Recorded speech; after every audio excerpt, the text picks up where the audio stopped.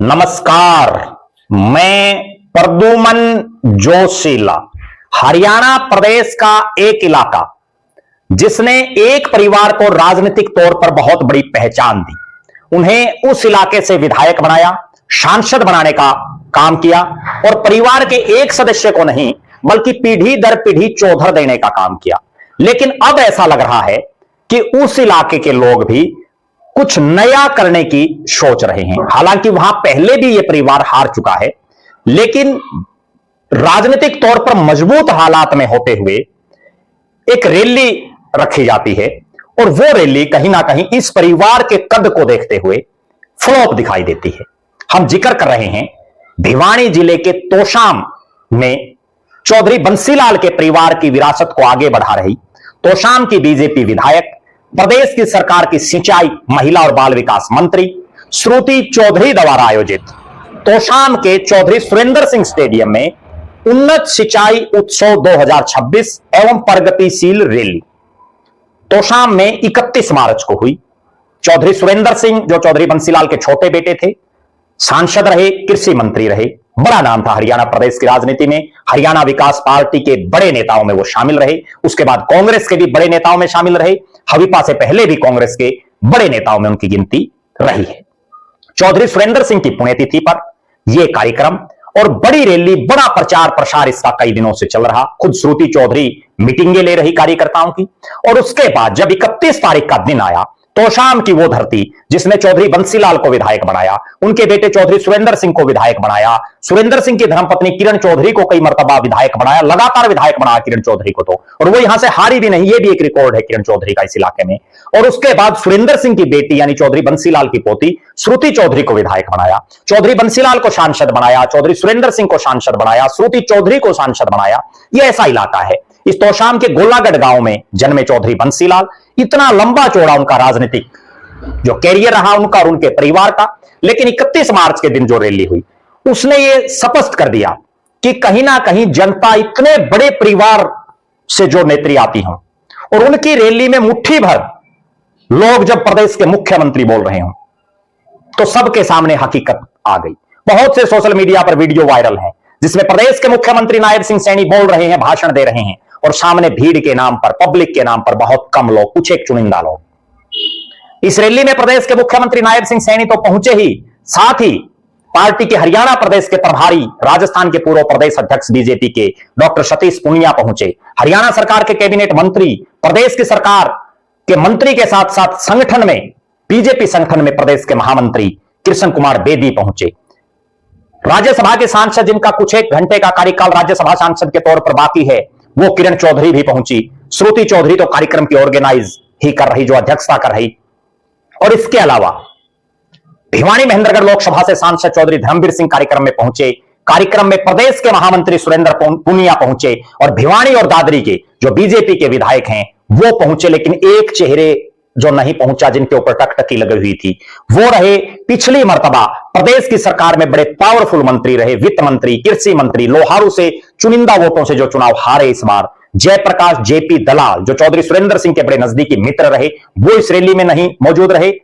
यह भी बड़ी चर्चाओं का विषय रहा। अब हम आते हैं मूल बात पर। मूल बात यह कि चौधरी बंसीलाल की इतनी बड़ी राजनीतिक विरासत, इतना बड़ा नाम मां बेटी का राजनीतिक तौर पर, और उसके बावजूद बहुत कम तादाद में तोशाम की इस रैली में आम जनमानस उमड़ा।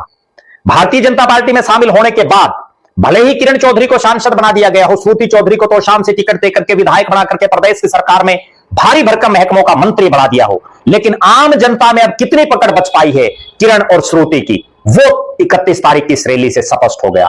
बहुत कम भीड़, और बहुत कम भीड़ में भी श्रुति चौधरी के जो शब्द थे, जिन्होंने खूब ट्रोल उनके शब्द हो रहे हैं सोशल मीडिया पर, कारण उन्होंने कहा कि परमात्मा की मेहर है, बारिश हो रही है, मुख्यमंत्री जी भी हंस रहे हैं, लेकिन उनको यह ज्ञान होना चाहिए श्रुति चौधरी को, सिंचाई मंत्री हैं वो, कि इस मौसम की बारिश, और वो भी ओलों के साथ बारिश, कई कई जगह किसान खून के आंसू रो रहा है, लेकिन संभवतः किरण चौधरी या श्रुति चौधरी ने क्या पता कभी खेती की है या नहीं, क्या पता श्रुति चौधरी ने कभी खेतों में पानी लगाया है या नहीं, तो उनको किसी भी मौसम में बारिश हो जाए वो सुहावना मौसम ही नजर आता है।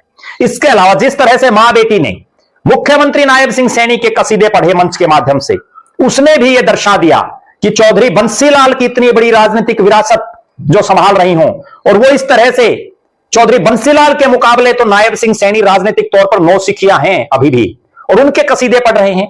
ये बातें भी हर तरफ उठ रही हैं। तीसरी बड़ी बात, किरण चौधरी जो कांग्रेस पार्टी में मुख्यमंत्री की दावेदार मानी जाती थी, उनके कार्यकर्ता उनके नजदीकी मुख्यमंत्री, भावी मुख्यमंत्री बोलते थे, और मंच पर यह हालात रही किरण चौधरी की कि जब मुख्यमंत्री हाथ हिला रहे थे, अभिवादन कर रहे थे, तो उनको बमुश्किल जगह मिल पाई।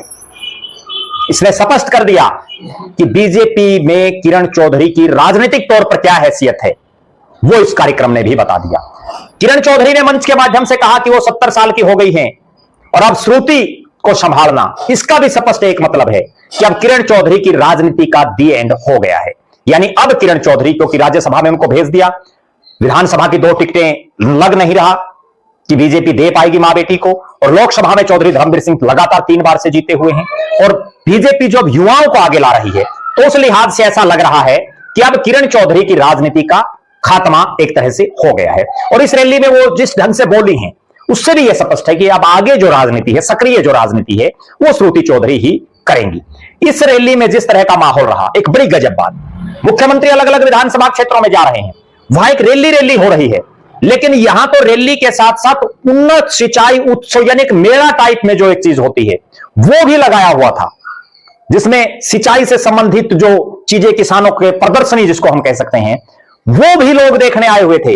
और फिर भी इतनी कम भीड़ यह दर्शा रही है कि श्रुति चौधरी के लिए 2029 की डगर तो शाम में बड़ी कांटों भरी रहने वाली है, क्योंकि 2024 का चुनाव तो वो इसलिए जीत गई, एक तो किरण चौधरी राज्यसभा में थी, सबको यह लग रहा था कि किरण चौधरी बड़ी नेता हैं और श्रुति चौधरी को जिता दीजिए। एक बहुत बड़ा फैक्टर इसमें यह भी रहा कि कांग्रेस ने जिन प्रत्याशी को चुनावी मैदान में उतारा, वो भी कई सालों से यहां राजनीति नहीं कर रहे थे। अनिरुद्ध चौधरी, उससे पहले वो बाढ़ड़ा की राजनीति कर रहे थे। अगर वो भी यहां निरंतर रहते तो भी चुनाव परिणाम कुछ और हो सकता था। लेकिन जिस तरह से तोशाम में ये रैली करके किरण चौधरी और श्रुति चौधरी का कितना जनाधार तोशाम में बचा है, वो सबके सामने सार्वजनिक हो गया। हर तरफ वीडियो सोशल मीडिया पर वायरल हैं, जिसमें मुख्यमंत्री बोलते हैं, भाषण दे रहे हैं, और सामने पब्लिक के नाम पर कुछ एक चुनिंदा लोग। बिल्कुल स्पष्ट हो गया है कि भारतीय जनता पार्टी को अगर 2029 में तोशाम की सीट जीतनी है, तो नए सिरे से आत्म मंथन करने की जरूरत है। क्योंकि हमने पहले भी देखा है, बड़े से बड़े मंत्री बीजेपी के चुनाव हारे हैं, बड़े से बड़े नेता चुनाव हारे हैं। इसलिए 2029 का चुनाव जीतने के लिए बीजेपी को अभी से नए सिरे से रणनीति बनानी होगी। आप दर्शक क्या मानते हैं, इस तोशाम के इलाके में और कौन नए नेता उभरे हुए नजर आ रहे हैं जो 2029 में बीजेपी की टिकट पर दावा कर सकते हैं? और किस पार्टी से कौन कौन नेता तोशाम के इस विधानसभा क्षेत्र में चुनावी तैयारी कर रहा है, जो यहां से 2029 में विधानसभा का मुंह देख सके? आप दर्शक जरूर कमेंट करें। हमारी नजरें हरियाणा प्रदेश की राजनीति पर निरंतर बनी हुई हैं। बहुत बहुत धन्यवाद। आपका अपना प्रद्युमन जोशीला।